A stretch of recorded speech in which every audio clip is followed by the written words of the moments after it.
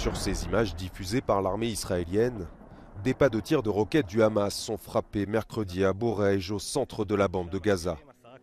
Ces derniers jours, plusieurs salves de roquettes du Hamas sont ciblées Israël.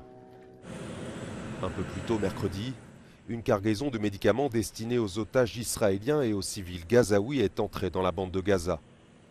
Le résultat d'un accord conclu sous la médiation du Qatar et de la France, premier progrès dans les négociations indirectes entre Israël et le Hamas depuis décembre.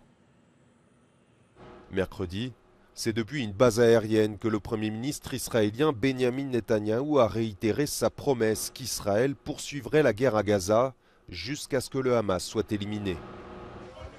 Plus de 100 jours après le début du conflit, 24 400 personnes ont perdu la vie dans l'enclave palestinienne, pour la plupart des femmes et des enfants selon les autorités de santé du Hamas. En Cisjordanie occupée, Israël annonce avoir mené une opération contre le chef d'une infrastructure terroriste, bilan 4 morts. De quoi alimenter les craintes d'ouverture d'un nouveau front, alors que le soutien au Hamas monte en flèche en Cisjordanie. Selon le ministère de la Santé, 316 Palestiniens y ont été tués par les forces israéliennes depuis le début de la guerre.